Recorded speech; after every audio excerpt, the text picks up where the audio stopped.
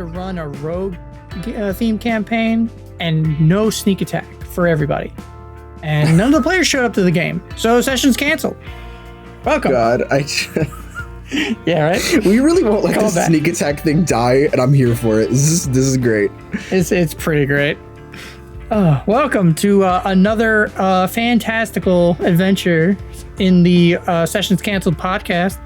I am, everyone's favorite bank robber extraordinaire, Percy Glaxon. Matt, what's up? I'm here with my boy, Mercy Maxon himself, my sidekick. No, I'm not going by these fucking naming conventions. Absolutely not. It's me, Isaiah. The only one here besides Matt. We lost 2 people to the warp this week. Yeah. So we're gonna have just a nice, short, cursed, hopefully. Maybe cursed. Someone chilled out, chaotically chilled out episode. Yeah. Possibly. Just 2 people absolutely burnt out on the universe, being like, "Damn, though, D&D be pretty sick." Actually, random question. So out of all these weeks we've been doing this and talking and joking about the warp, I actually don't know what the warp is. I assume it's some sort of alternate dimension. Yeah, I know. I just kind of generally assumed. I'm like, oh, they're lost in the warp. It's got to be some 40k dimension where the orcs took over or some shit. So I guess we're gonna start off with some 40k lore. So in the universe of Warhammer 40k, the only way to travel faster than light is to open up a portal to another dimension, which is kind of hell, but it's also kind of not.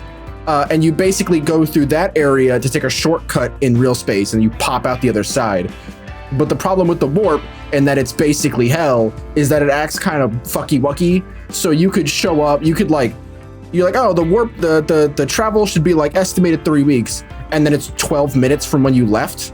And you're like, oh shit, we made it early. Sick. It could pop you out 2,000 years later after the war is already over, or it can pop you in 2,000 years before you even left, and now you're back in time. Oh, Jesus. Yeah. So, and the only way to not be diddled by trapped. demons is you need to use this thing called a Geller field, which basically it's a machine that traps a bubble of real space around your ship, so that when you travel through the warp, the demons don't get in and do the no to the bad thing.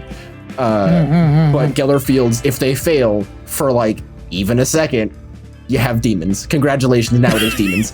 Oh my god. Yeah. So and awesome. it's not uncommon for ships to get lost in the warp. It's not particularly safe, but it's it's relatively safe. Let's put it that way. But it's really the only way that the Imperium can do anything is with the warp. Yeah, that's wild that we never. I can't believe. No, that joke went on for over a month. So long. We never. I assume people listening to this are they know a little bit more than 40k than all I know about 40k is orcs and Vermintide. And that's it. I don't know shit. But I hate to break it to you, but Vermintide isn't even 40k. That's Warhammer Fantasy. Shit. All right. Yeah. See, I'm even more out of the loop. No, look, it's fine. Darktide's coming out at some point. It was just delayed. I'm crying a little. It's fine. But when we all play Darktide and Sam eventually runs 50 miles downrange through the mission while we're looking for collectibles, then you'll be able to learn a little bit about the lore. All right. Sick. But today is not a 40k themed episode. Today's episode specifically, I've been having this rattling in my brain for quite a while now, because I started realizing it's I'm running a themed campaign, Isaiah's running a themed campaign, Sam is kind of running Sam is running a themed campaign. No matter what Josh says, he's running a themed campaign. So I'm like, oh, what a great topic. Good job, me. Thanks, me. I'm the best. That's right. I'm the best. So I want to talk about themed campaigns and why do people run themed campaigns? What is exactly a themed campaign? Because if you talk to other people about it, and there's so many different interpretations about what people do as the theme campaign, what isn't a theme campaign. So I don't know, when you hear theme campaign, what do you initially go to? What's the first thought that jumps to your mind?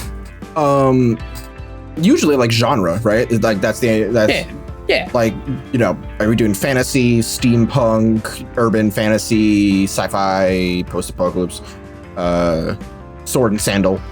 Yeah, it can jump from genre, or even like one of the neat things I found out recently, not recently, but like it can also even go to like characters.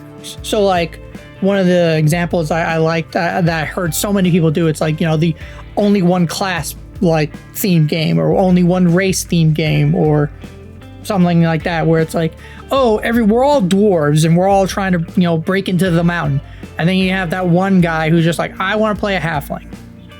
It ruins everyone's fun. Nice. I'm getting the references here. I'm getting them. Yeah, nice. Very nice. But yeah, so because I think like the idea of the theme campaign is like you have this one main idea that you want to run with as the whole campaign, and the players are on board with it, and everyone comes together. It builds like a shared motivation for both the players and the DM of what kind of game we're running, as well as like a commonality of like everyone's familiar. So like for me as an example, I'm running the Strixhaven game, so literally everyone I'm like, all right guys, fucking, you know, Harry Potter, let's go, we're Magic D&D. And that was like, that literally onboarded like half the players, because I was the weird person out of my like friends group who never grew up interested in Harry Potter. It was always a thing, and I'm like, yeah, it looks cool. And now as an adult, as a man, I finally sat down before running my Magic School campaign and watched all the Harry Potter movies back to back, and I was like, oh, this is why, this is neat. Damn, I should have watched these a while ago. You know, you say that, but I distinctly remember you being like, oh my god, this movie's so fucking boring. Oh, yeah. Like, some which of one them, you want? like He's like, the third one. Oh, the third one? Yeah, the third one is, well, there's so many. Is that the time little device that Hermione has? There's so many, like the third one was mostly like plot stuff that like, you know, scratched my head. The fourth one was so fucking epic, and then it peaked with that one, and then it just went. Yeah, I think the universal accepted reason why the fourth one is so epic is because it's a fucking tournament arc. Yes, like, that's it. whole Tournament arc. That's all people want to see. That and like the weird butt rock prom that they do, or like homecoming, whatever. The Yule Ball. God, it was so funny. So amazingly cringe when they fucking butt rock comes out, and you're like, oh yeah, fucking 12-year-old me thought this was epic. God, brings me back to high school, and I'm just like, nope. Yeah. But yeah, God, where was it with that? And then like, yeah, with the Magic School, Strixhaven stuff, it's like, okay. It's like, so everyone, you know, it's like you want to go to Magic School. That's the idea. It's like we're playing in a Magic School campaign. Please, for the love of God, and this is going to be one of the things. If you're playing in a theme game or playing a theme, don't be that one player who like bucks the trend, you know. Don't be like, oh, we're going to play in a Magic School campaign. Well, I'm going to play someone who hates Magic. I don't like Magic. Then it's like, well, sir, right. Why are you going to Magic School? All right, real quick. Okay, Lupo, you're getting called out. I'm calling you out right the fuck now. So I was talking with my party after a particularly, or before my session started last week, and Lupo jumped into my chat, and he was like, so Isaiah, when can I guest? And I was like, I don't know, like when I get over the stress of having to deal with 7 players for 3.5 months, but also I don't know, when like I can figure out when to throw your character in. And he's like, oh yeah, so I want to play a Blade Singer vampire. And I'm like, Lupo, this is a non-magic on Earth in California themed game. And he's like, okay, fine. But what if he like wasn't a Blade Singer, but so we see like you know, like a scientist vampire? I'm like, Lupo, there's no fucking vampires in my setting. And he's like, really, you're telling me that there's no point, there's like no way that vampires would exist?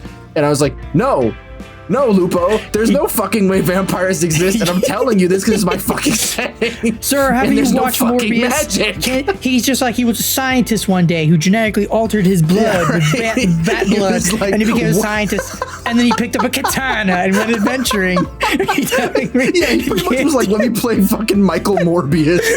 Just like, look, bud, if you finna morb, you can do it anywhere, but not in my game. Not while there's no fucking magic in it, there ain't.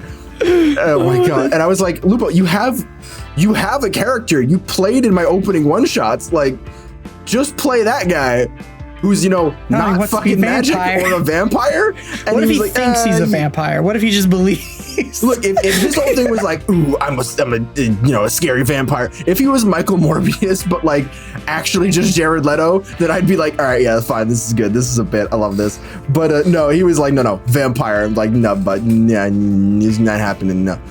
He's like, fine, I'll play a drow. And it's like, no. Yeah, it's like, no, god damn it, Lupo. Fucking Christ. It's like, can I play a dwarf? Yes, fine, maybe. Yeah, you have dwarfism. Congratulations. There you go. God, yeah, it was such a funny 15 minutes of me being like, my guy. It's like, do you not understand? Yeah, just like, it's me doing the syndrome from Incredibles.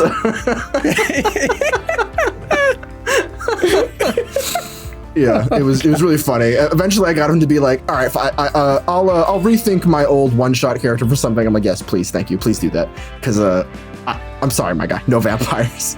You could be a bat person because that's a thing in Hellscapes, but like they don't drink blood, and they don't fly. They can glide, but they don't fly, and they can't stick to walls. They basically have none of the actual vampire abilities. They just have echolocation. They can glide with their bat wings. Oh, that's quite cool. Yeah. Yeah, one of my players in the Strixhaven game who I think he reflavored the winged tiefling, and he's just pretending to be a bat person. And it's just like, yeah, it's like, well, and he tried because originally he was like, can I switch out the fire resistance for something else? And I'm like, maybe. And I'm like, I don't know what, poison resistance. And he's like, no, can I just get like immunity to disease or something? And like, I was like, you know what, man, let's just stick with the fire resistance, and we won't think about it too hard. It's fine. Don't worry about it. You could have I don't know, maybe you could have given him like as opposed to fire resistance, maybe give him like blind sight. Maybe, or like blind sight to 10 feet or like I think that's the fighting initiative thing, right? Isn't it 10 feet or is it 30 feet of blinds? Let me check on that. Was it 30 feet? Oh shit. Yeah, I had a conversation with people like 2 years ago about like blind sight, and they were like, "No, blind sight's like super OP," and I literally was like, "Bro, what are you talking about? Like, it's really not. Like, yeah, it's like situationally really strong, but it just makes it so you don't have like, permanent disadvantage in the dark. Like, you can still be snuck up on. You can still like fall for traps and shit. It's not like you have traps, tremor sense. Flying enemies. I know a lot of people are like, well, if you're a blind monk and like they have the whole deflect missiles thing, it's like, does it counteract that? And it's like, maybe. I mean, no, I would say no. If it like, I don't know, you're a monk. You have crazy fucking borderline magic powers with your inner peace. You know what I mean? Like, if you're like, no, you lose your deflect missiles, I'd be like, yo, bro, eat my entire ass. It's a class ability. Yeah, I think I did talk about this with my old the monk player, and we had an idea where it's like, all right, so if you blind sense, it's like range attacks have advantage on you. However, you still have access to like deflect missiles. So like, if someone like is Eldritch Blast, the bad guy's Eldritch Blasting you from the distance, it's like, all right, well, it sucks. But like, if you're fighting a winged cobalt archer, it's like you can still catch the arrow, But I don't know. Maybe I think it's perfectly like fine to be like, yes, you're Daredevil. You can dodge arrows because Daredevil can hear the wind moving around the arrows, so he's able to dodge it. You know what I mean? Yeah, that's sick. I was having another conversation with somebody at one point, and they were like, I was watching a character creator happen. And one of them was like, oh, so I want my character's sister to be like a blind archer. And the GM was like, that doesn't make any sense. You're blind. You can't be an archer. And they were going like back and forth a few times, and they pulled me into it, which is never a good idea. Like, let me keep it to my damn self. And they were like, what do you think, Isaiah? I was like, bro, it's D&D. Like, who cares? Does it really matter if they're a blind? Like, also, they're an NPC. Who fucking cares? You're the Wait, GM. it's an NPC? What the fuck? Yeah. What? Yeah. Yeah, I thought it was that was a little wacky woohoo, but I was like, yeah, bro, who gives a fuck? Like, yeah. The balancing in 5e is already all over the place anyway. So like, right. Does it really matter? Yeah, true. But God, I thought well, Sam's not here right now. He's stuck in the weird warp thing. It's like, all right, well maybe we won't tangent too hard. No, it's fine. No, it's fine. Look, this is the episode 2 tangent because there's no expectations. All we have to do is not get canceled for real. That's right. Oh, but just don't say any no words, and we are just Gucci. Don't say, yeah. Must resist stupidity impulse. Yeah, please do. But I'll kill you my damn self. I got Sam's wanting to murder me. Josh has been wanting to murder me probably since the first year of school. God damn. Look, if it makes you feel any better, we literally can't throw you into Fuji now. Yeah, but, so now I'm sad. I know it's big pain. It's pain. No in my more onsen episode. Big sad. Well, I mean, look, we can still have the onsen episode. It's just not gonna be till like 2024. True. Fuck. But speaking of onsen episodes, actually no, terrible. You gotta stop with these tangents. They never work. They never work. Very bad segue into so like one of the couple questions, like, because like I know you mentioned it like way back, like when we originally were like, oh, we're our origin story episodes and stuff, but like, why specifically did you want to play in a like post-apocalyptic game? What made you pick like the theme that you picked for your game? Because like for me, I just threw the idea of like, I'm like, oh, Magic Tool, it's a new thing that came out. Strixhaven last like whatever. And I'm like, I threw it for my players as one of many campaigns because I gave them a bunch of different campaigns we could run.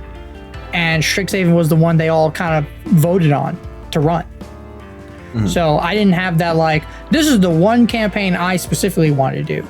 So I'm kind of interested in like why you were like, I'm gung-ho on this post-apocalyptic game, this system that I'm using. So the ugly truth is that for a very long time, and kind of still now, like I was just sort of burnt out. Yeah, nice going, jackass. I was pretty burnt out on just generic 5e fantasy. Like the sword and board going to slay the dragon to save the princess shit was getting kind of old, and it's not bad, but like it was just every game I played in at the time. Like there wasn't really anything particularly standoutish about anything I was doing. Like Strahd was a pretty good like sort of change of pace, right? Because there was like the horror aspect to it. It was really grounded for the most part, right? Like we were like trudging through fucking mucky swamps and going to like old gothic villages and shit, and that was super cool. I don't want to say Strahd was like low fantasy or low magic, but like you as a player feel like you can't do, like you are weak the entire time.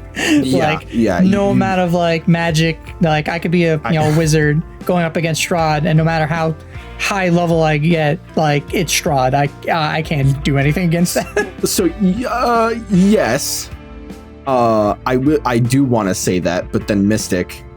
Well, you were like, I don't want to say you were cheating. However, I was just playing the class. I'm just playing the class. I should not be held accountable for anything that wizards put out. It's Sam's fault. It's it's Sam's fault. I shouldn't be held accountable for anything. I'm completely innocent. It's not the player's fault. Yeah. There's always the GM wrong, for allowing always double it. Down. I can just bury my head in the sand and keep my opinion firm. Yep, going full ostrich on this one. So I was just getting kind of bored of it all, and about 2 years before we all met up for Strahd, I had done a post-apocalyptic one-shot, and this was like roughly around the time that I started playing Fallout 4, because I played it like super fucking late, and I was like rewatching Mad Max Fury Road every day just because I really liked that movie, and it's like good go to sleep shit. Like I just like, oh, I'm tired, and be like, oh, I'm gonna put on Mad Max. You put it on the background? Like while you're going to bed? Yeah, no, Oh, shit. I have this weird thing where I can watch a movie about 40 or 50 times if it's in the background, and I can just like quote the entire movie to people. My buddy John, he's like a brother to me.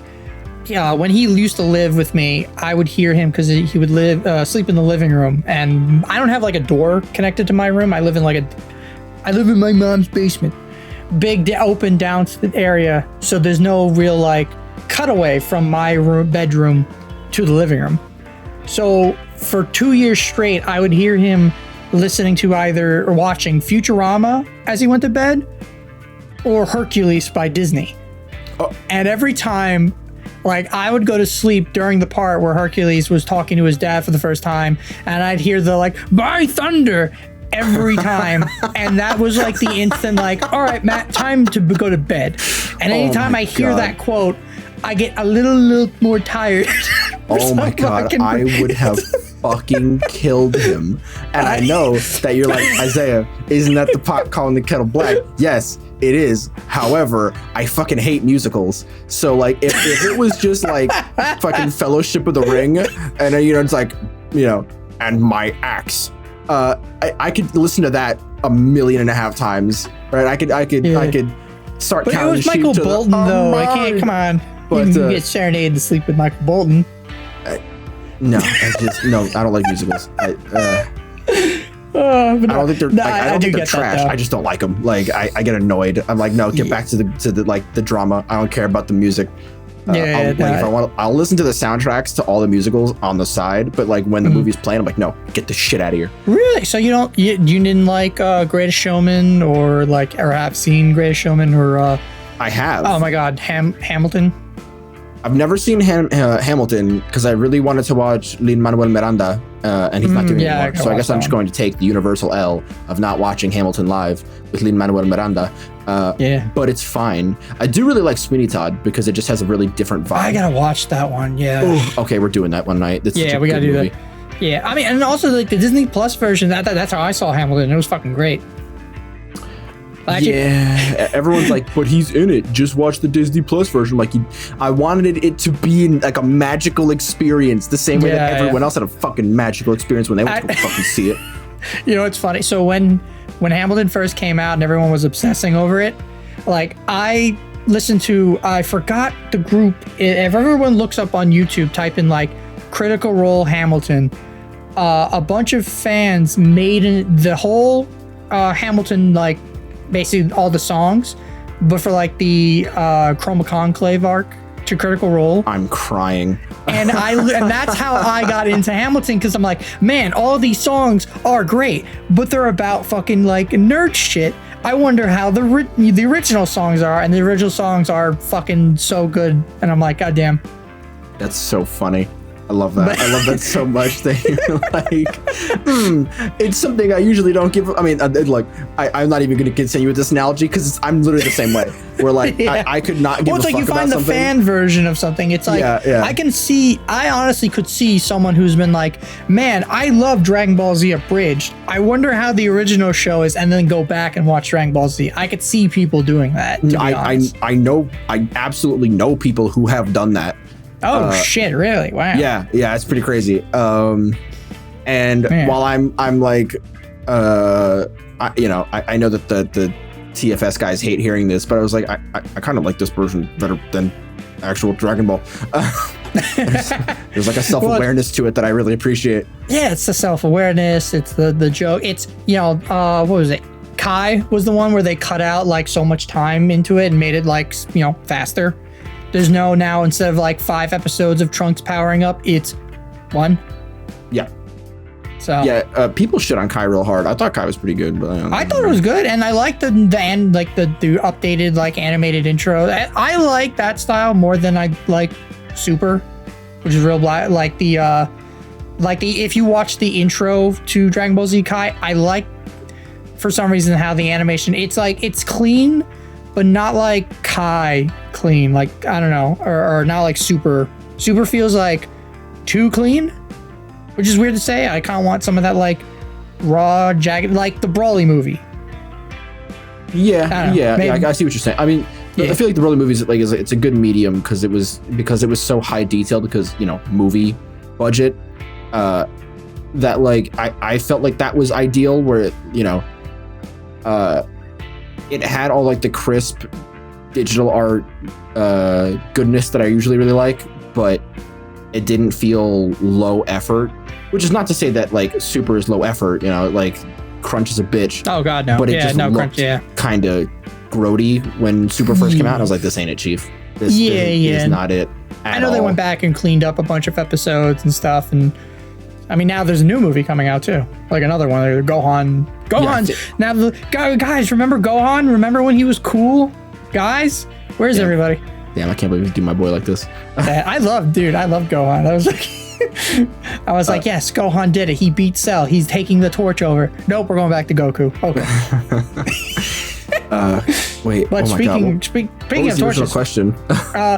So like you were bored of 5e, you were bored of like not generic, but like normal fantasy, like dungeon delving, going to fight the dragons. So and then you were watching, like you played Fallout, you were watching Mad Max a lot, and then what from there prompted you to jump into like, I'm gonna run a post-apocalyptic game myself? So I think I did that thing where I was like, I like to world build when I'm like not doing anything. So I was slowly crafting like this setting, and I was like, well, it's kind of stupid to make it and not use it ever, like I might as well do something with it. And that's when I hit up my old Fire Emblem party and was like, hey, I want to run a game. If you guys are down in it, like I got school, so it's going to be like a year before I can run it like continuously and not have to take breaks every few weeks. And it also helped me finish my world building and all that. And then we'll be good to go and we'll run weekly, just like the good old days. And that was a big part of it too, right? It was just to get that party back together because, I just had so much fun with that party and that original Fire Emblem game that I was like, I want to replicate that again. But I know that LP wasn't going to do it again because he would he has expressed many times about just how stressful DMing is to him.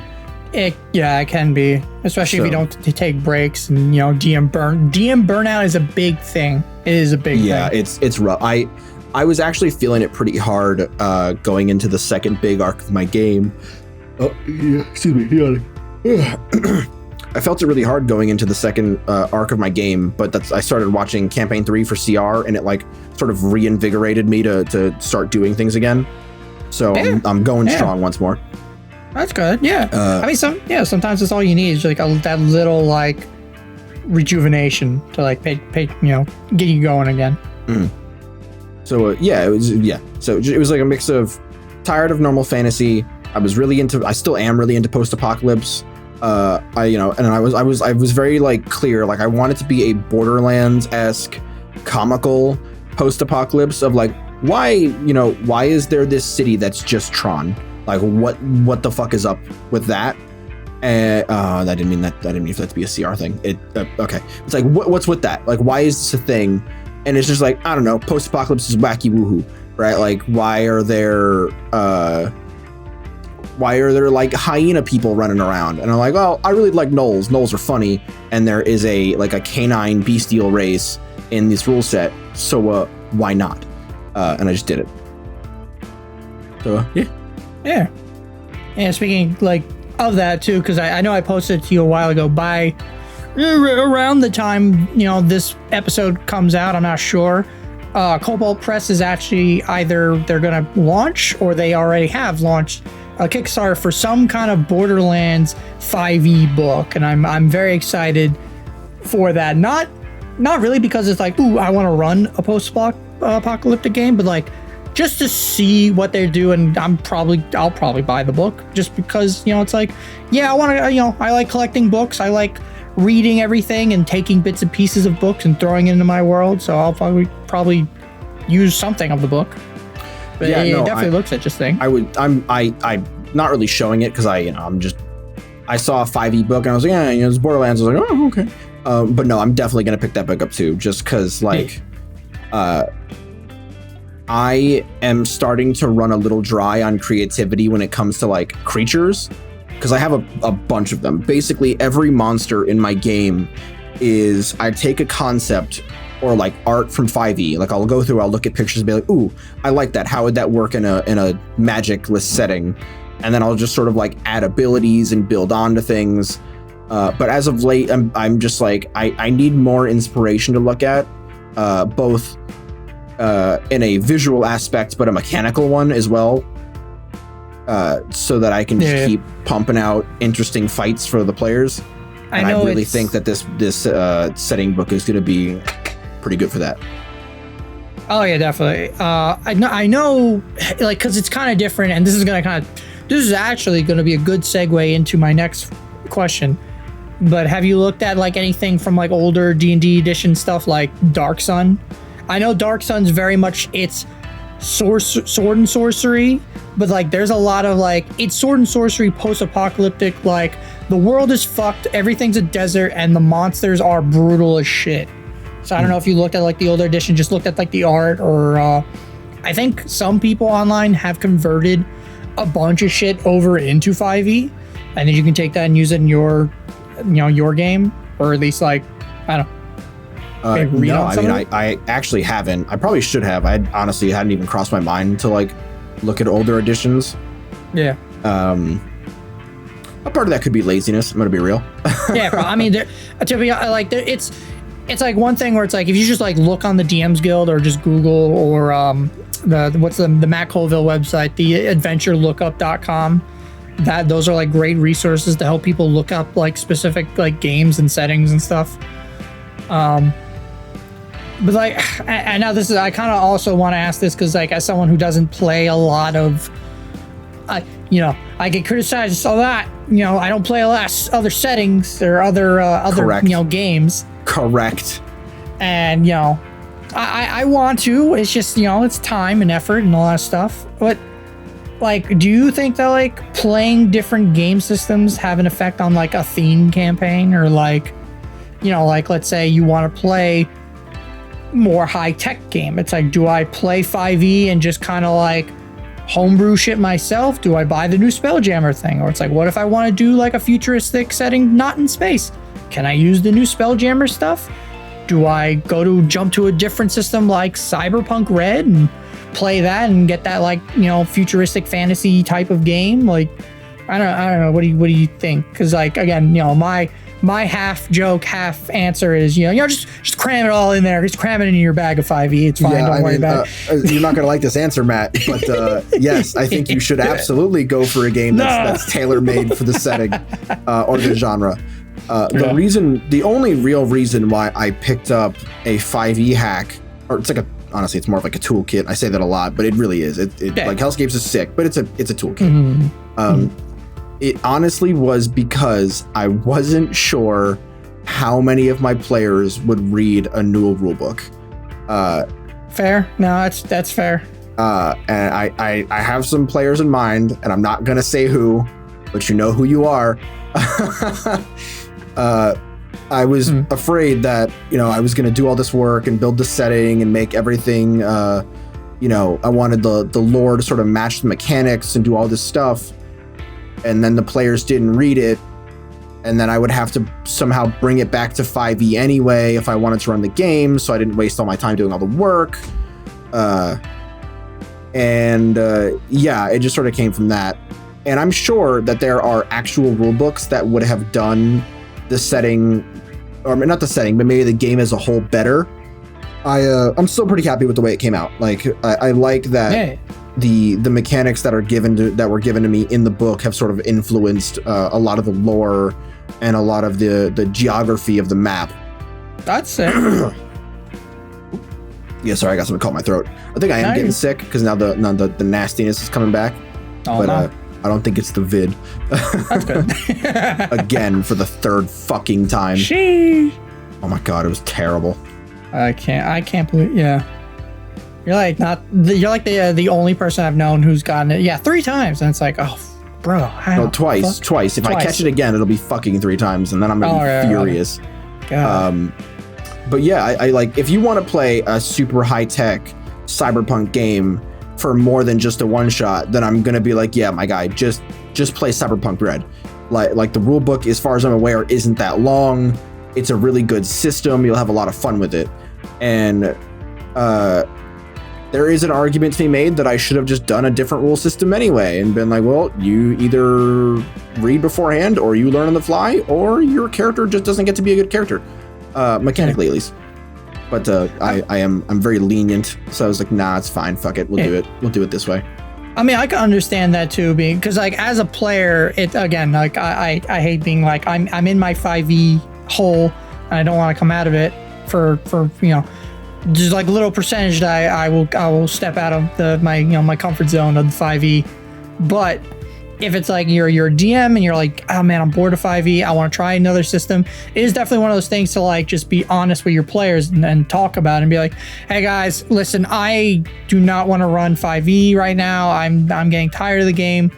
I've been looking up Cyberpunk Red. I've been reading the rules. I've been doing all this like research on it. Do you guys want to try this? And just bring it to them and see what happens. Because most likely, yeah, you'll have some players who will be like, no, like, you'll have the map people be like, no, it's not D&D, I don't like it. But maybe you'll have some of your players, like my buddy Chris, he was the Pathfinder guy. And he still actually plays and runs a Pathfinder game on top of being a player in my 5e game. So he, I figured like he probably would be like really good at like, I can learn another system. Some of my other players probably like they want to try other systems. I know Joe, the guy that got me into D&D, he's been on and off wanting to try out Starfinder because he wants to play D&D in space, like fantasy in space. But because it's Starfinder and Pathfinder, it could be a bit complicated. So maybe when Spelljammer comes out soonish, TM, maybe that might be a good like, oh look, it's what I wanted for him. But no, I so the caveat here, right, is that if Wizards does something like Spelljammer where it's like, do you want space fantasy or hell do you want like full sci-fi?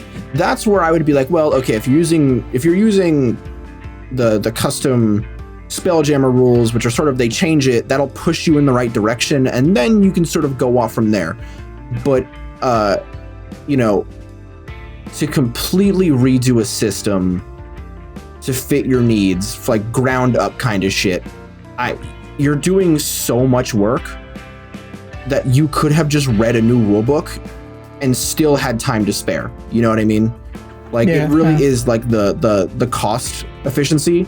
Because if you're like, okay, hold on, it's going to take me like 3 months to read, to like make sure I understand the rules like to the full extent, and then I'm going to have to go through, and then I have to see what I'm going to have to change, then I'm going to have to reread the rules to make sure the changes make sense and they don't conflict with anything. I'm going to have to go in and make second round revisions and go back and forth and back.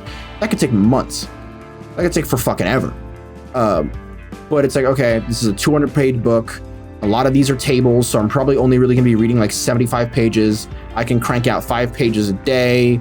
That's, what is that? That's 15 days total.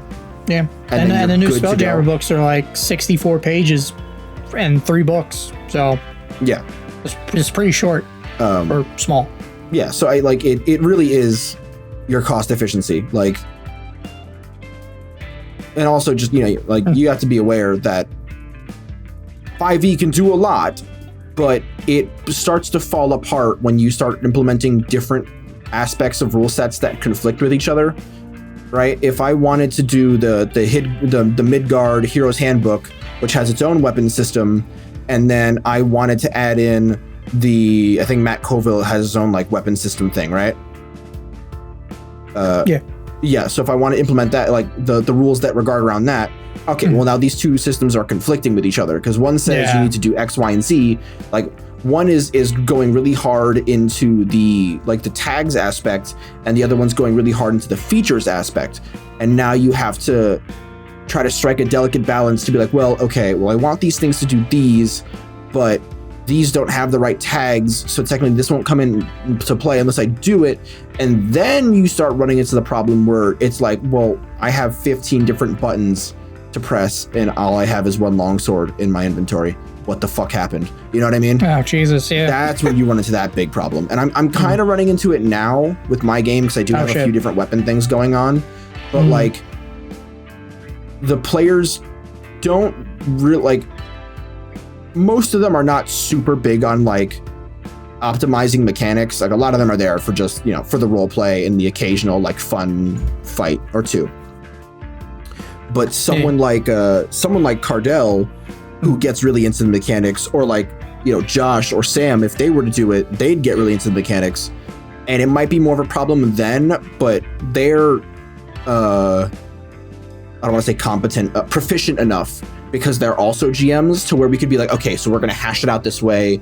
In this instance, we rely on this rule set. In this instance, we rely on this rule set. And then you make a little note sheet that like, that sort of summarizes all that. So they can be like, okay, hold on, let me see how I do this. Yeah, so, and you read no one gets too lost or exactly. Mixes things up. Yeah. Oh, that's good. That's a good system. Yeah. I know we kind of touched on it a little bit with like different game system, because like I know do you think like, because I know like systems change the themes, do you think like setting also changes the theme? Like if you're playing in like generic Fantasyland, are we going to be playing in like epic heroic campaigns and high action fantasy? Or what if we're playing in like something like Strahd, where it's like, you know, gothic horror, low magic type of fantasy? Like, do you think that changes like the theme of the game and like what everyone is going to do and tone and stuff? Yeah. That's getting to like subgenre stuff, right? Because there's like there's fantasy. Okay, it's like, okay, are we doing high fantasy, standard fantasy, low fantasy, grindcore, stuff like that, right? Where it's like, are we going to be doing the Warhammer Fantasy TTRPG, where like half of us are literally shit farmers and everything can kill us in 2 hits? Or are we doing Ravnica? Both of those would fall under fantasy. Yeah, because I have like the whole, like in the Dungeon Master's Guide, the page 38, the whole like flavors of different fantasy. And it's like, you know, they have heroic fantasy, sword and sorcery, epic fantasy, mythic fantasy, dark fantasy. So it has like all these other things. And you get down here, it's like intrigue, mystery, swashbuckling, war. And it's like all these different flavors of fantasy ideas. And it's like, all right, is your game going to be more like this? Is it going to be more like that? Or are you doing the, you know, it's the hot pot, like we're just going to throw everything in here, a little bit of everything. And, you know, this is our game now. Yeah, no, look, for the record, I'm totally down with everything in the kitchen sink, like straight up. Like, same. For God's sakes, my game literally has that, where like you have Fallout style super mutants, but you also have like borderline mecha armor suits. And then you have just the grid from Tron with light cycles and everything that's all legally distinct. But then you have like standard post-apocalypse stuff, but there's also like a cosmic fantasy in there, because there's like the whole thing with this place called the Rift. Or it's not a place, it's like a thing called the Rift, where like the idea is that there are 2 dimensions sort of overlapping each other in my setting. So places where those overlaps are pretty thin, you have these weird effects going on, and they're called rift storms, where basically like a black hole will open up in an area and it causes like this crazy like storm that's indicative, because it's got this weird like red, purple, hazy look to it. And like you just feel off when you're even remotely near them. Like it could be that like gravity just gets kind of heavier in the area, or lighter, or it's harder to breathe, or it just gets like you could be in the middle of the desert and it's just a blizzard kicks up, but the blizzard's like red and purple and crazy shit happens. And is it actually snow blizzard, or is it like sand blizzard or sandstorm or something? No, it'll be hailing in the middle of the desert. Oh shit. And the hail will be cold. Like I've literally have it in my game. So like if the players drive 50 miles down a road and they look at the side of the road, it'll go from like cityscape to swamp to evergreen forest to volcano to blizzard to desert. Just like weird shit just happens, and it doesn't always stay that way. So a lot of the maps are really inconsistent, because it's like, oh well, yeah, don't go through there, that's where it rains fire. And then it's just like beautiful grasslands and rainbows and shit. And you're like, well, that's not what the fucking map said. What the fuck is this? You know? You know what? You know what? Because last week we talked about the whole, like, you know, how you and Josh don't have a map yet. And I think I got it. Because when we played Avernus, the Avernus map was exactly like that. It's like you have a picture of the map, but not everything is exactly in the location. The times are all wonky, and it's like you're just kind of doing that without a map. So that way, it's like the landscape can change constantly, and it doesn't really matter because it's like, yeah, it's post-apocalyptic. It's all fucked up. The whole world is messed up. Different, you know, there's gonna be blizzarding over here one minute, and then the next minute it's gonna be hail. You know, fucking swamp next minute. Yeah, and like the permanent biomes, like there's something called the Broodmeadow Swamps, and it's like southeast of Sacramento. Like that whole chunk of city has just been reclaimed, and it's just this mucky, swampy nastiness. And when I say like the borders are quick, I mean it's like a straight line desert swamp, and like the borders will push forward and backwards about a mile or so on any given day. So it does kind of make it annoying. And I didn't really think that aspect of the lore all the way through until it happened, and I was like, well, shit. I was like, we're here now. Yeah, it is definitely a very large part as to why I don't have a map, because it's like, oh, you want to choose the map of California? I'm like, well, because my California doesn't look anything like normal California, right? Yeah. There's like a massive volcano outside of Yellowstone. Yeah, I you mentioned that last time. And it's just like, the amount of work I would have to do. Yeah. I'd rather just pay someone to do it. Just give them like some notes and have some people collab with me, and then they would do it. There's a ton of good cartographers out there. Then I'd have to pay them. Yeah, but you know, you get a nice map and like a nice art piece. Yeah, I mean, like I love commissions. It's just like, do I have $600 to spend on a map that for a game that could be ending in the next year? Like, I don't know about all that, Chief. Oh damn. Oh yeah, because that had me thinking of like specifically with like some of the setting books, like at least again for 5e, and then we can go on like other systems, because like you guys played in like the Star Wars game, so it's like literally like not only the game mechanic but the setting is like, yeah, we're in space and everything, but this is a whole new game. Whereas with like 5e, you know, something like Ravnica, which is like, you know, urban environment, high fantasy, magical creatures are walking about all over the place, and it's normal as shit. This is the norm, and it's like, okay, that's weird. And then you get something like Eberron, which is like Magitech, kind of like high fantasy. You know, it's like they got some swashbuckling in there. They got some noir intrigue. It's very like pulpy action. And I think like that, you know, with like, because one of the campaigns I wanted to run was an Eberron game.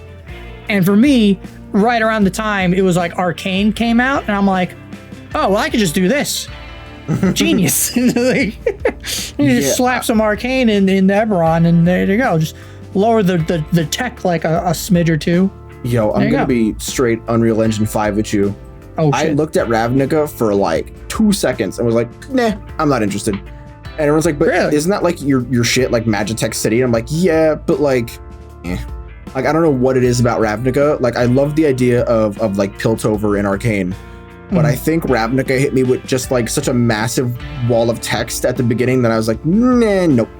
It's a lot, because the whole like this city, because I'm learning this now. Magic the Gathering, each world, quote unquote, is called a plane. Yeah. And so the whole plane is the fucking city. And the city is like 5 fucking layers deep. And there's like a multitude of fucking people and different societies living in each layer. And each sector of the city has its own like thing going on there. So it is a lot. It does hit you with a lot. Which is why it's kind of like I'd keep jumping back, because like I think the Ravnica book is really cool to like, just as DM's inspiration, just to kind of look through and read. And you know, like I would love to, like, if I ever got the chance to like run Waterdeep Dragon Heist, I'd like to take some of the Eberron shit, or not Eberron, Ravnica stuff, and throw it into Waterdeep just because. But when I like go back to like some of the 5e books and some of the setting books, I still feel like Eberron is like the best one, just because everything is the information that you're given is so concise. Everything that's in the book is all you really need to start an Eberron game, and then you can just jump from there. But also, it's very easy to digest for both DMs and players. And you can take any of it and rip it and throw it into your own homebrew, kind of world. Does Ravnica come with maps? Ravnica does come with maps. I think all the setting books do come with maps. Ravnica comes with maps of like the city, all the different like layers, certain areas and buildings specifically as well. Eberron does the same thing. It has the whole world map. It has a bunch of different locations. Both Eberron and Ravnica have the level 1 adventure into it too, because it's so easy to onboard players into that city or setting. But yeah, and I definitely think like if you're playing an Eberron game, there is that sense of like, oh, so the theme, what's the theme? It's like, oh yeah, there's there is technology here. It's like this is like this is high magic technology, and it's like I forgot, there was a word I found. It was like called like Arcana Wave or something. I think I could be wrong. When it's like defining like a genre that like Eberron could be a part of as well. And it's like, yeah, when like fantasy, high ass fantasy and the low science fiction kind of like blend together into like this weird Magitech society and stuff. Wouldn't that just be called Magitech? Like, what the fuck? Well, yeah, that's what I thought too, Magitech, but I guess there's other words for it as well. Weird. But anywho's, I don't know. If someone's like, oh yeah, it's Arcana Weave, I'm like, get the fuck out. It's Magitech. Shut the fuck up. Shut the fuck up. But someone could be like, well, actually, there is a difference. I don't care. Shut the fuck up. Shut up. No, there isn't. Eat my ass. Yeah. But I think definitely like settings do help like define a theme, because if it's like, yeah, you're gonna do the Eberron stuff, or it's like Aura, kind of doing your own thing where it's like, oh, if I want to do a post-apocalyptic game, but I want to do 5e, they have like, going way back and they have the Dark Sun, which Dark Sun is post-apocalyptic kind of high sword and sorcery. The world is fucked up. It's all a desert. It's literally Mad Max, but without the technology. So you could just easily like onboard that stuff to that system or that setting, and there you go. Yeah, I think, and also like with each setting, it could also, and Josh is gonna love this one. They each add their own kind of rules and restrictions to help kind of like, motivate the players towards the theme of the game. So if it's like, all right, guys, we're playing in Dark Sun, it's everything sucks here. There's like weird, like there's like insect races. There's the half dwarf, half human race people. I think actually Goliaths were from Dark Sun originally. I could be wrong on that. Don't quote me.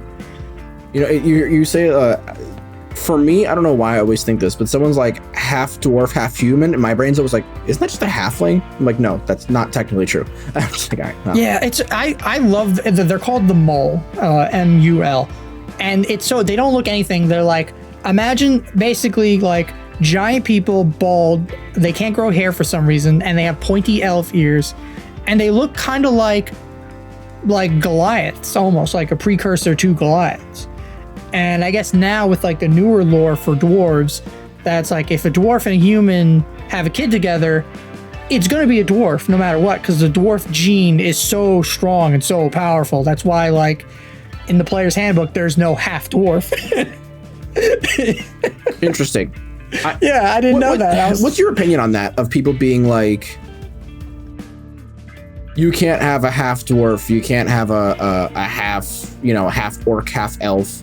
It's just like, I've never heard anybody banning that. Like, if it's like a setting thing, like I'll be kind of like what like Josh was like, no dragonborns in my setting. I'll be slightly annoyed, but I'm like, yeah, it's fine. I can pick. There's a million different like races out there. It's not even that. People just being like, no, this shouldn't be a thing, and you're like, what the fuck? But like half elves, half. I don't know. I feel like what 5e should have done with like half elf, half orc, kind of like what Pathfinder 2e did, where it's like you have the human and then you have the sub, kind of like how I think 5e, honestly, they're getting rid of this. if you look at the Mordenkainen Presents book. Mm-hmm. But you have human, and then you have this. You can do like sub races of human. You have like normal human, half elf, half orc. I don't know if you want to do half dwarf. You can do half dwarf. And there you go. And you jump off from there, and it's kind of like how there's Azamar, and then there's like oh my god, I'm blanking, the Scourge and Protector. Fallen, and Protector. Yeah. So you can kind of do it like that instead of it being like. There's humans, and humans are their own thing, and then half elves and half elves are their own thing, and half orcs and half orcs. You can do that. I don't know. I'm kind of good with either or, honestly, if they were separated or not. I think they're fine the way they are now. But like, if someone's like, no, half orc shouldn't exist, half elves shouldn't exist, it's dumb, and it's like, why? Like, what? Yeah, like there are some where I'm like, admittedly, double standard more okay with, like a half dragonborn. But that's because, like, Dragonborns are literally space aliens in Forgotten Realms. Yeah, that's the weirdest thing. Yeah, I wish people would bring that up more, that they're literally fucking alien. Like, they came from another dimension. Like, That's really cool. And I think that's more interesting than being like, yes, well, these people came from the dragons and they've always been here. It's just cooler that these, like, 150 years ago, these dragon people showed up and they were like, so... And everyone's like, are we... We like this plane. We're going to take it. Are you a dragon? Wait. He's like, yeah. Are you going to try to kill us? Like, are you going to work with the dragons? And the Dragonborn's like, no, we hate dragons. And you're like, oh my God. I don't know why. This just unlocked like a memory. So last week when we had the whole, like, what's a like random tidbit fact of your setting, I don't know why you're talking about Dragonborns unlocked in the 3-year campaign.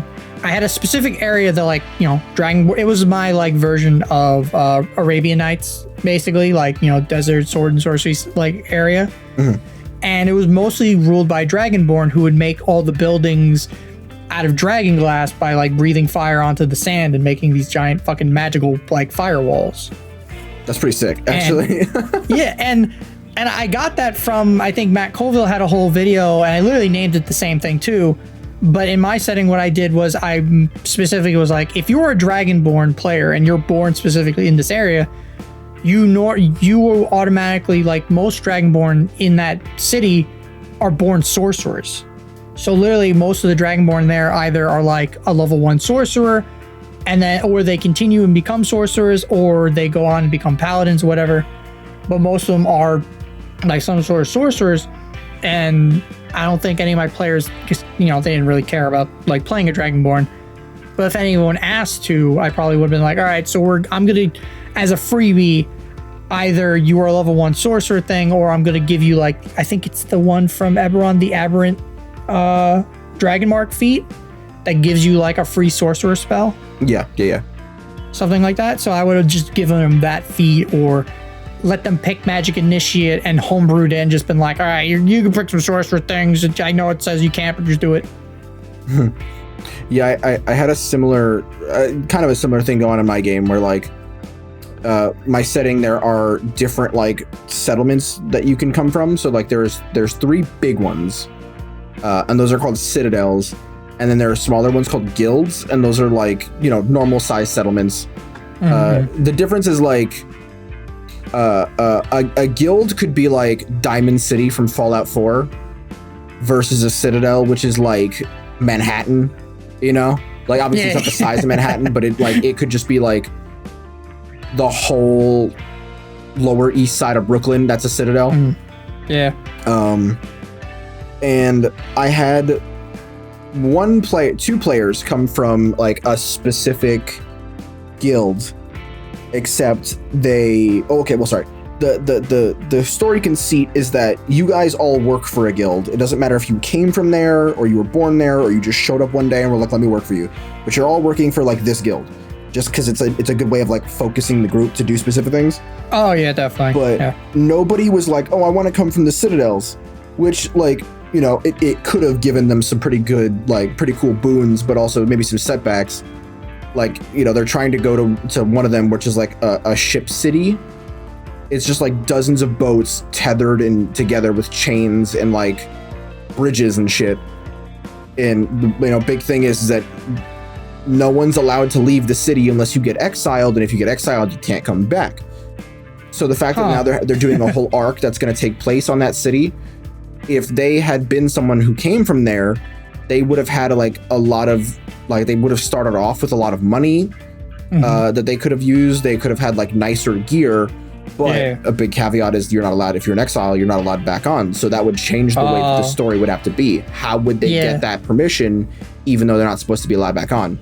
Or they'd be like trying to sneak the player back into the city undercover or something. So no one notices like that, or like try to change the way they look.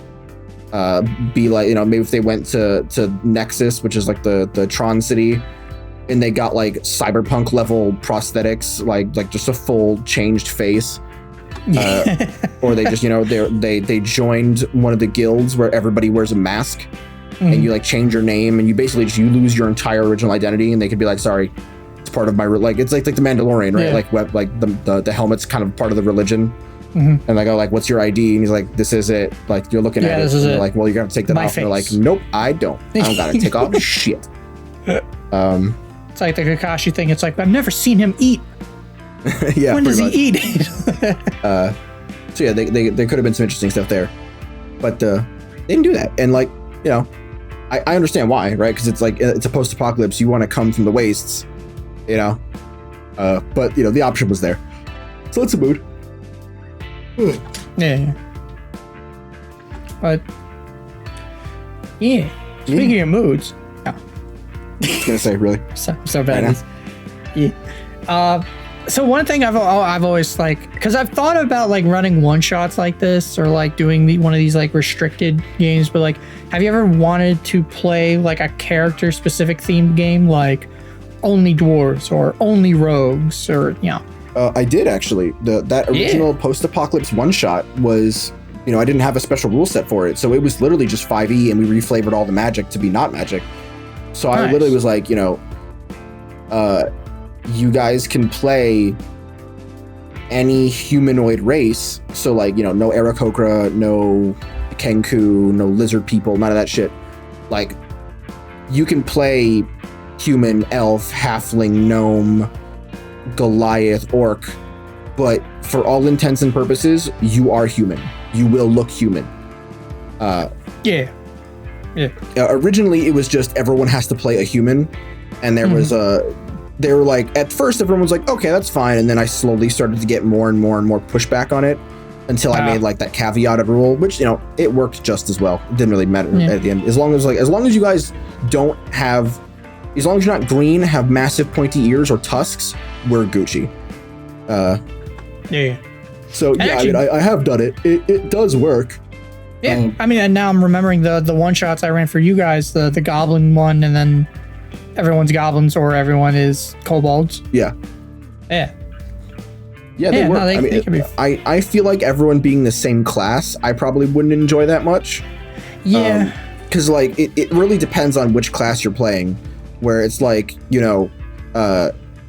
something like Druid, right, which is like super affected by your subclass. That's a little bit easier because if I have said it before, I fucking hate wild shape. I think I don't think it's a dumb mechanic, but I don't like it. I don't really care about the idea of druids turning into animals.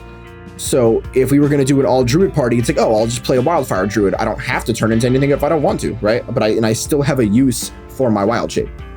Yeah, and then there's the moon one where like higher levels they turn to elementals, which is that one is cool. I do really like the elemental aspect of it because I really like elementals are my favorite monster type. I think that's like level 10, something like that. Yeah, it's something like that where I wouldn't play it for a short campaign. That's for fucking sure. Yeah. And then they did. I forgot what the other one. The Circle of the Land is the one where literally it's like you pick between these 10 different biomes, and each one gives you a whole different spell. So it's like, even with the player's handbook, you can like have a whole party of just druids, and they can all be like different. Not very much, but like they like, I'm from the winter biome, or I'm from the underdark biome, and like have different spells and different flavors and stuff. I think I don't know. I think it'd be neat. I know I've wanted to run like, I think I a long time ago I tried running the one shot and just due to circumstances never ended up going anywhere.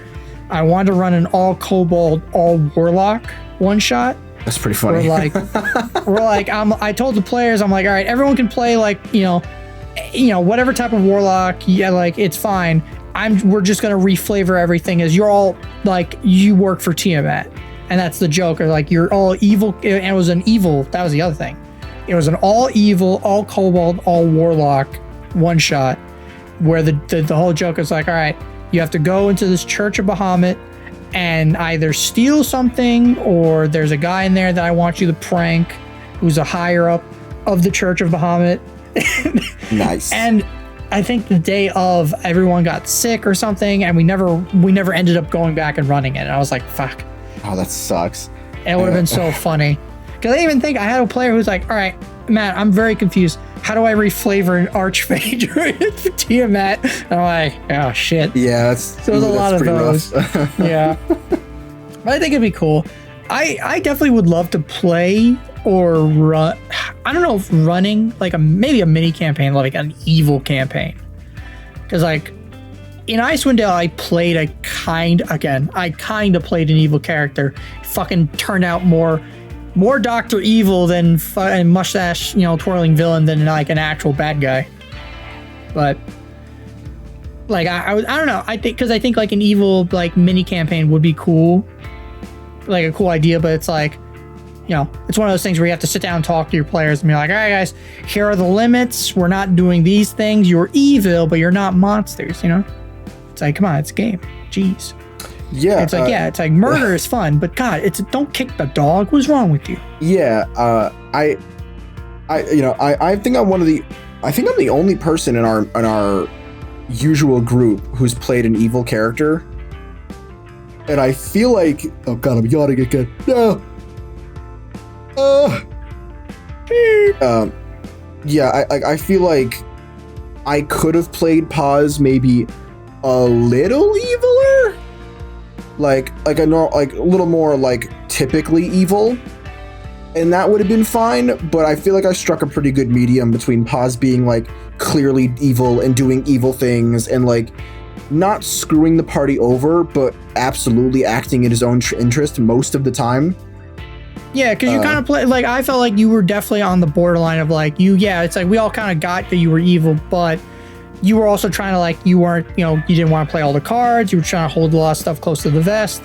And it's like, okay, so it's like, are we sure we can trust them? It's like, we think so, but we also kind of suspect he's evil. We're not sure. Yeah, you don't have to suspect, because he literally like twice was like, yes, I'm fucking evil. And everyone's like, yeah, we know. But yeah, like the big thing is like, if you're gonna play an evil party, like don't fuck the party over. Like, if you're gonna play an evil character, don't fuck the party over. Right. Just don't do it. Right. If you think like this will be really interesting, and it's like obviously if everyone agrees to like I remember a long time ago, Matt Colville played in a game where it was like, yeah, we were just stealing from each other and killing each other in our sleep. If you agree to that, fine. Yeah. But if it's like we're just doing kind of evil, everyone's kind of like a bastard, don't like slit a party member's throat in the middle of the night. Yeah, there's a rule where, it's like metagaming is bad. However, there's the somewhat metagaming of, hey guys, we know this is a game. Let's not try and ruin each other's fun or try and fuck over another player, or like, it's the metagaming legal limit. Yeah, exactly. Yeah. Because in that video, it was like, I think he specifically was like a bunch of the bad party members like were dying. And because he's playing an evil character, he's like, guys, remember, we're evil. I'm selfish. I'm just gonna let you die, and I'm out of here. And he just fucking left the party. Yeah. And it's like on the one hand, it's like the metagame like above thing. It's like, oh wait, you're supposed to help with friends, but it's like, no, you guys are evil. You would leave each other to die. That's okay, I think. Yeah. Like if they're all cool with it, absolutely leave your friends to die. But like a part when everybody died in Avernus, the only time, I really had to do some like mental mathematics to be like, would Paz just leave them to die? Yeah, I remember. Yeah, like probably. But then I was like, well, Paz like hates them, but he also realizes that he'd have to find more losers to deal with, and he knows what these losers can do, and the church already owes us a favor. And so he was like, okay, fine, I'll bring them back to life, and then I'll just stand behind them the entire time and make them my shield as payment. And if they die again, then I'm done. Like, if you die twice, that's fate. That's not on me. Go fuck yourself. Plus he could have like mental gymnastics if I go back to the Flaming Fist General and tell them, hey, I found the cultist lair, but I can't really do anything about it because the other guys you sent me with died. He probably would have been just like, all right, we're gonna just kill you and send 4 new adventurers down there. And it's like, wait, no. Yeah, that or just send him in alone and be like, well, let's see how far you get, loser. And you're like, fuck me. Right? Yeah. Yeah, God, that's definitely part of it as well. Oh man. Yeah, that was, oh my God, level 2. What if I just fireballed myself? And it's like, how about you don't, bad NPC? That wizard bitch made me so mad. That was great. Like I was like, I like that dungeon too, like going back and reading through it. But like, yeah, no, it's like there shouldn't have been like, you guys are level 2. This is not a dungeon for level 2 fucking characters. Holy shit. Yeah, see, that one made me mad particularly because like the argument that I've seen people make is, oh, well, it's fine if she has fireball. If she does, like, she only has like 20 HP. If she doesn't go first, she doesn't win. But it's really easy for like players to walk in her fireball, then roll initiative. You know what I mean?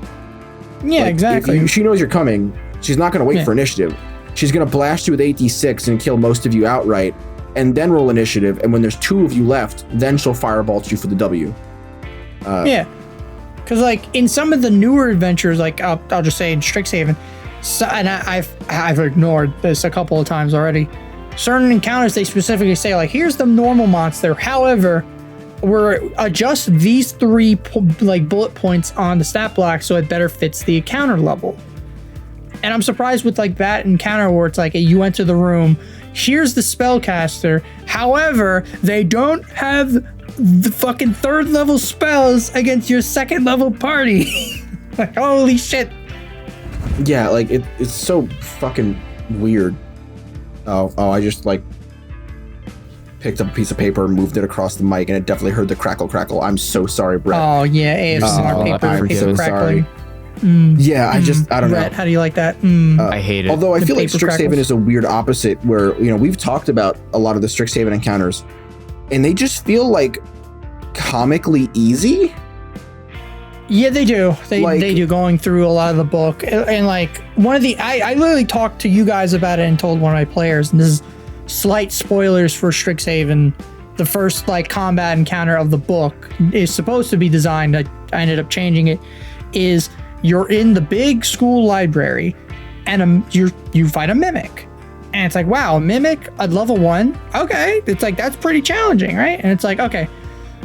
In the book, not only do they basically tell you they have the mimic randomly attack a rando in the library, and specifically, quote unquote, the book says you can't let a monster ruin your first day of Strixhaven, right? It's time to step up, and they just expect your party to deal with it when they have absolutely no fucking reason to go fight a mimic at level 1. Oh yeah, that's kind of like, yeah, if so the players aren't there at the time when shit pops off, and then they're like, let's go to the library and fuck up that mimic. Like, yeah, what? No, they're literally like, they're in the library, they hear scream because there's a bunch of bookshelves near them, and then the mimic just pops out, and it's like, someone's gotta save the day, it's gotta be you guys. And it's like, no.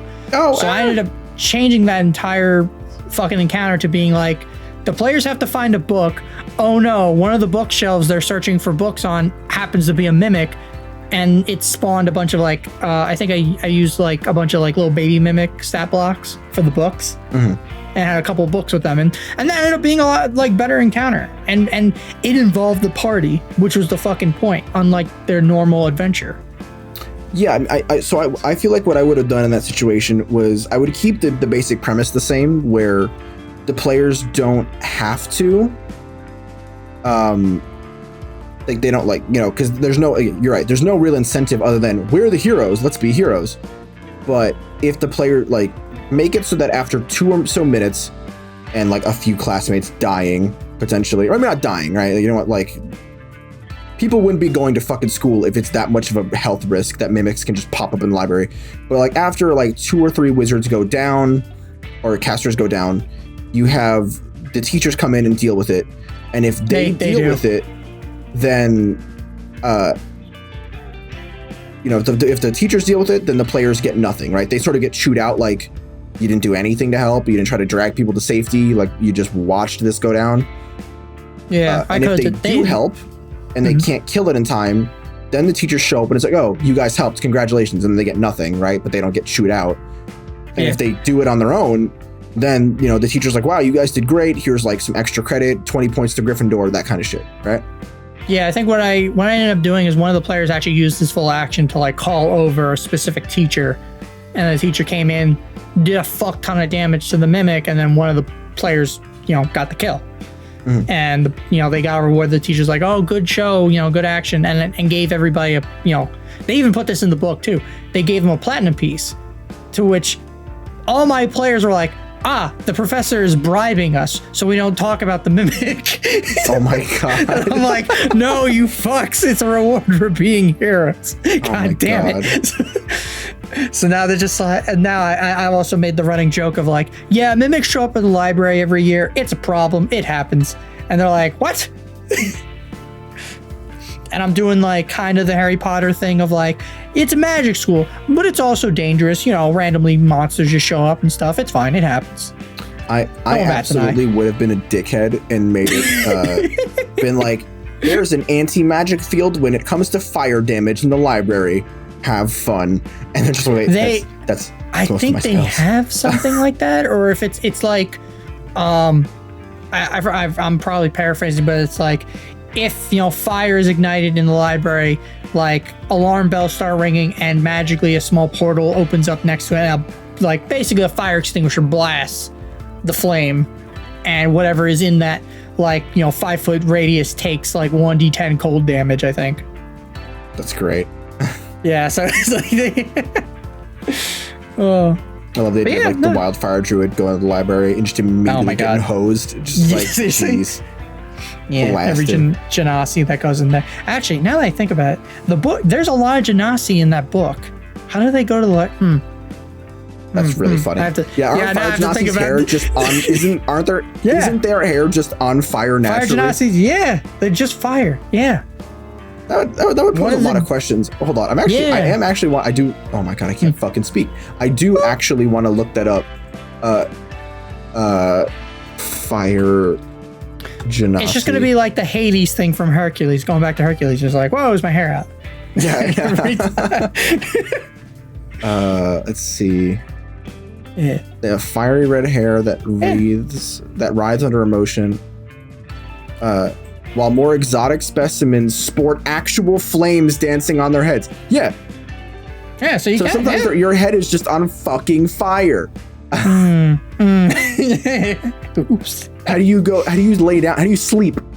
It's a good thing none of my players are Genasi, so I don't have to think about this too hard. Do you just have to wear a lead-lined cap to bed? Do all Genasi have to live in fear of fucking getting cancer from wearing lead constantly? Oh, they have to put on a little glass bulb to put the flame out before they go to bed every night, a candle. What if they're Charmander? What if they're going out, they just fucking die? Oh no. L's. No. Big L's. Oh my god, that's so funny. I do like some of the art where the Genasi have normal hair and the ends are kind of fiery and wispy. That's pretty sick. Yeah. But I see other ones where it's my head is just fire. A la the Human Torch. I don't know. I like that. I kind of like both. No, both are valid. It just makes me laugh because one is you can't walk inside low, you can't walk through low door frames. You can't be at bars. You definitely can't go to libraries, which means you probably couldn't go to school. Yeah, well, what if it's illusionary fire where it is fire, but if you would put your hand through it, it doesn't burn or anything.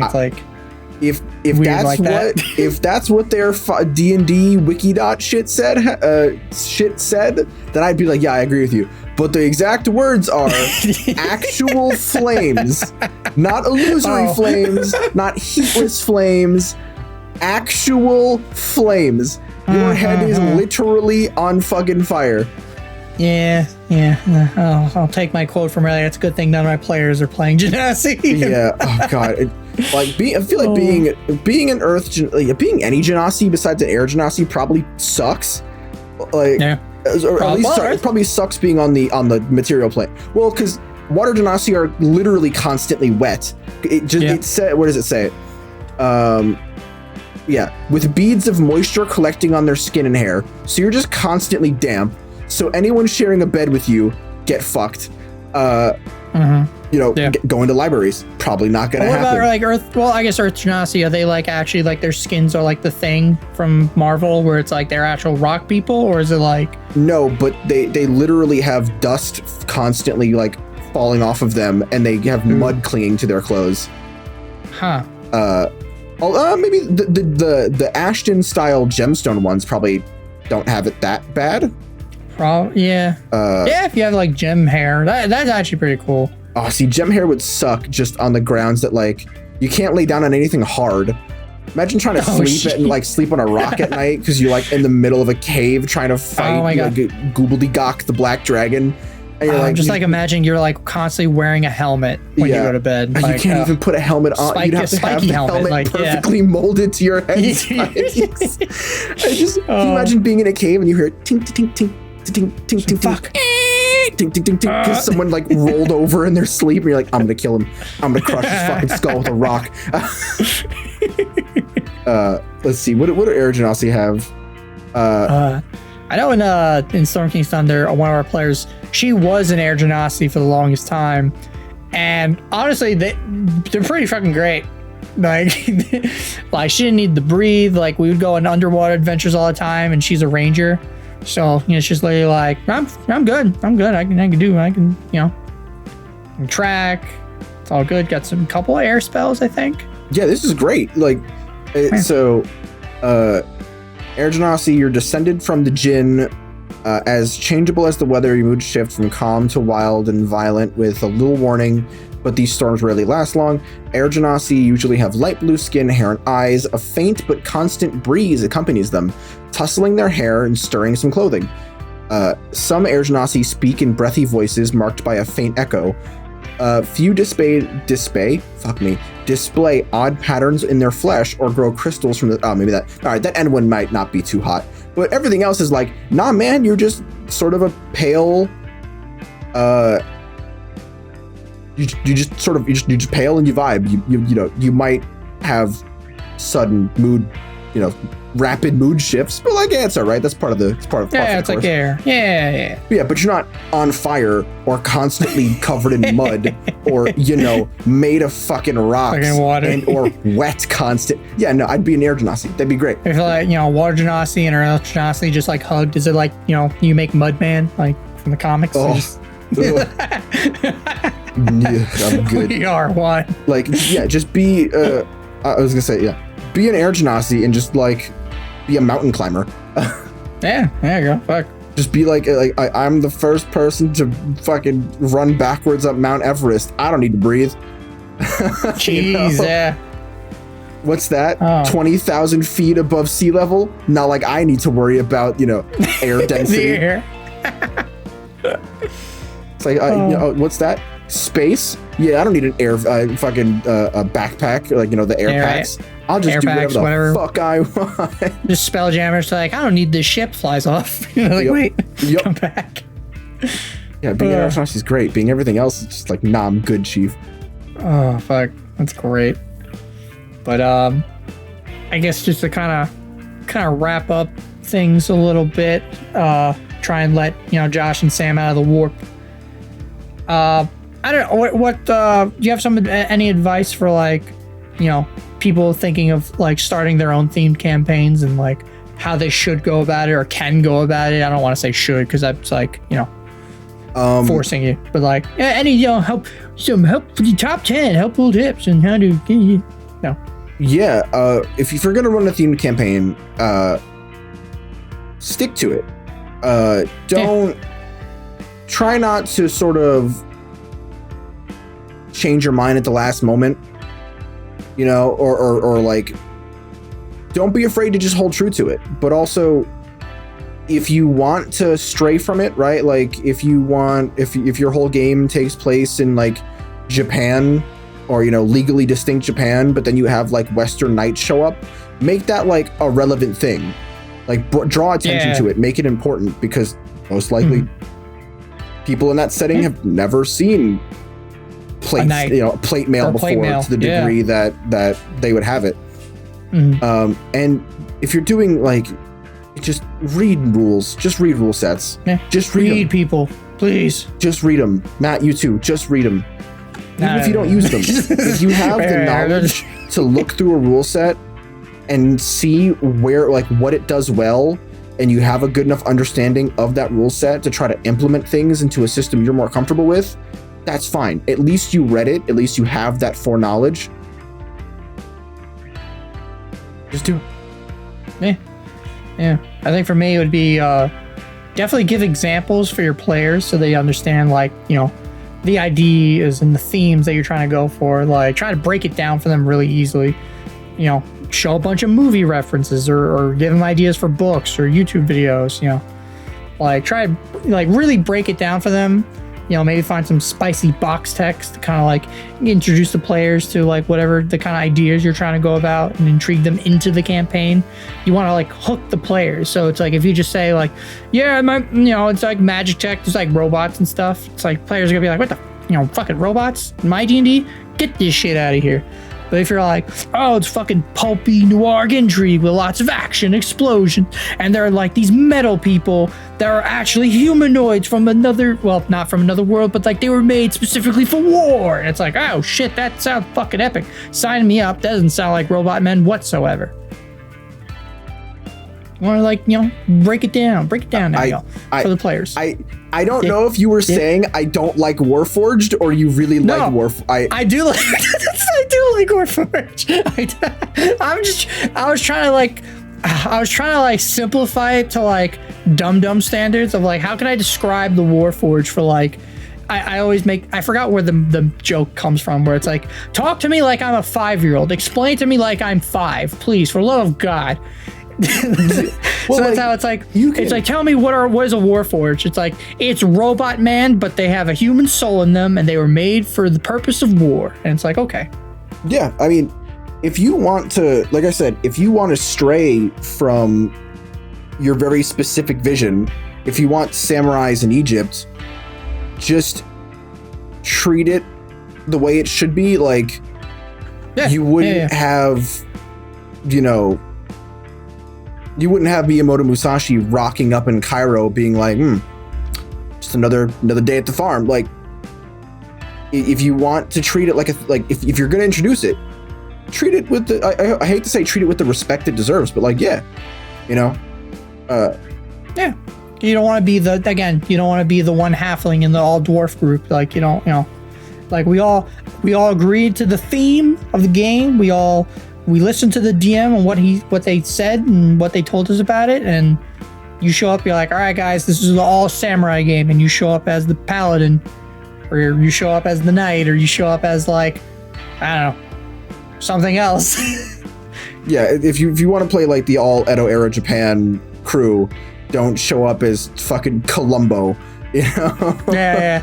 It's like, all right guys, you're all I'm gonna take there's a great YouTube video actually on this like subject by a guy, Seth Skorkowski. He makes the reference of like, the 13th warrior is that player.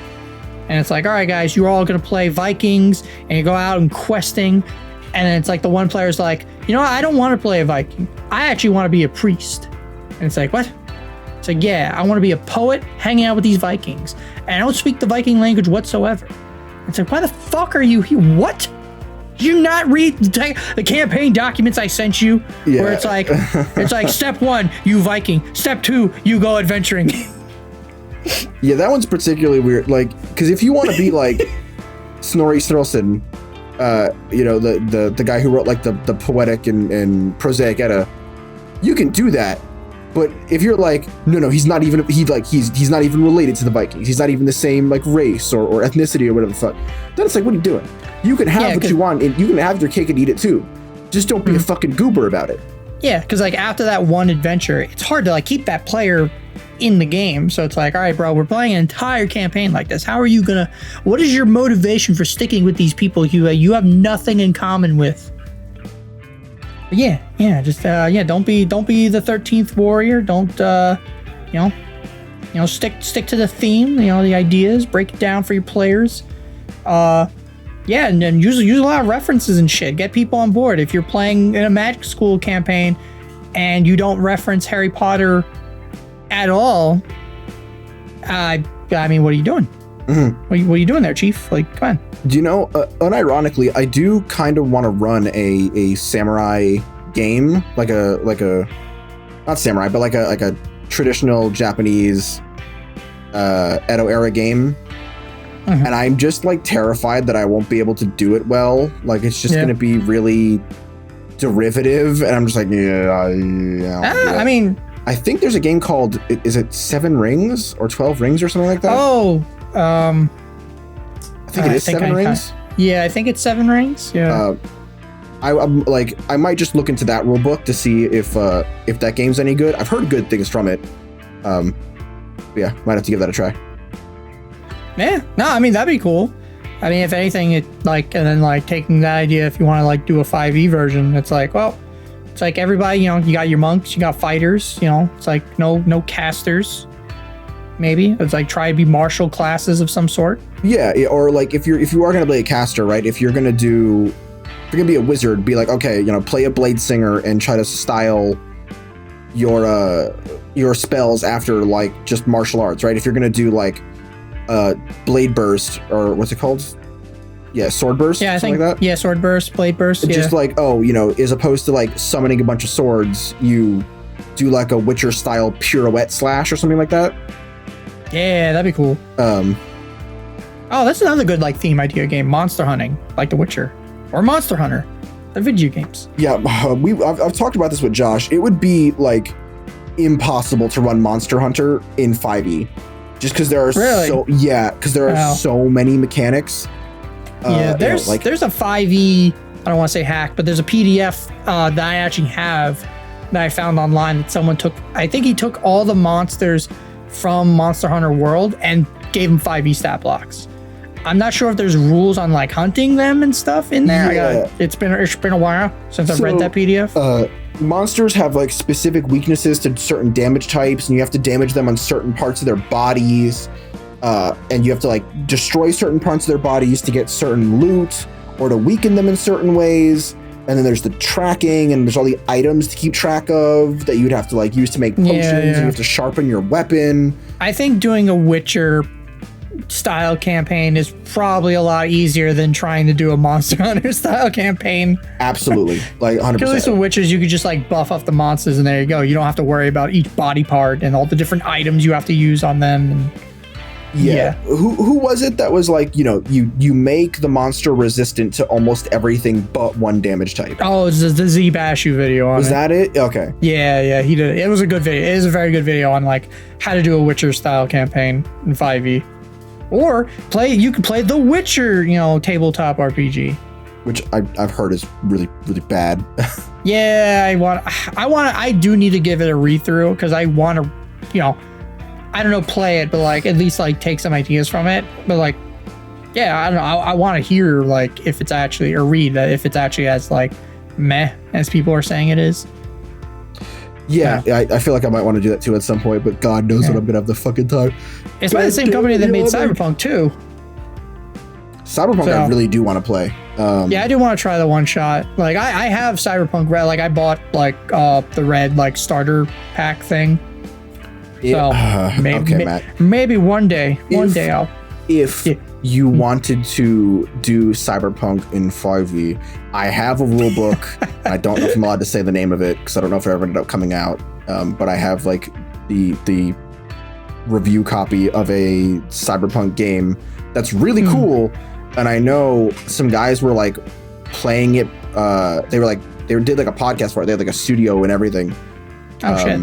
I don't know if anything ever came of that because of COVID, but I have a copy if you ever wanted to give it a look. Maybe. I do want to, like, I know the joke is like, I'm stuck in my 5e hole and I'll never get out. I do want to try Cyberpunk, like the system, because like the biggest thing with me, it's like I'm a very slow reader, which is why like I gave up trying to learn Kamagakari, because I didn't understand the rules, and when I reread it like 2 or 3 times, there was something that wasn't clicking in my head, and it's like maybe I'm a slow learner, I'm a slow reader, and I'm like by the time I understand the game enough to like master it or run it at least, it'll be like fucking way too long. Whereas with Cyberpunk Red, they wanted to do the 5e thing, where it's like we're gonna simplify it, make it easier for people to run, and a lot of people seem to like Red. So I'm kind of like, fuck it, I'll try Red. Yeah, make it easier version of your game for dum-dums like me, and I'll run it. Yeah, I know that he's a YouTuber. He's the mixologist guy, How to Drink. I know. I'm pretty sure he was streaming Cyberpunk Red on his Twitch account. Shit. And I wanted to give it a try. Yeah, I just like videos. Never had the chance. Like I just never found the time to do it. Yeah, maybe knock on wood one day this year. Maybe I'll do during.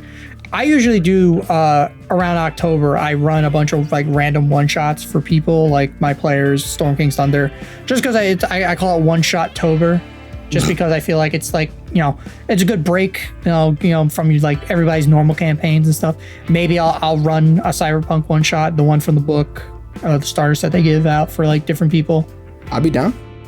Yeah, but yeah, everybody, thank you for listening in on this episode of Sessions Canceled. Don't forget to follow us on the Twitters and the YouTubes. Thumbs up, subscribes. God, I am terrible at all this stuff. Ding that dong. I was like, God, do I save him? No. God, no. Just let me drown in this. Yeah, if you listen to us on a audio only platform such as Spotify and Apple and all that other jazz, give us a rating. Let us know what you think. I am so bad at these readings. God. I know, like, it's like, yeah, Josh isn't here. The voices, they're gone. It's clear. I'm not getting interrupted. But now I'm like, damn it, I need his interruptions for this one moment specifically. Oh my God. I'm proud of you. I thought you were going to bring up the interrupting thing a lot. No, and I think this is about the second time you've done it. So, you've done good. You've done good. No, I'm not Still that mean. Still really funny, though. Well, Brett, can you just play the audio from Spider-Man Homecoming of like Doc Ock, like the voices are leaving him. That's all I want for the outro. Everybody have a good night. Thanks for listening. Bye-bye. Bye. Those voices inside my head.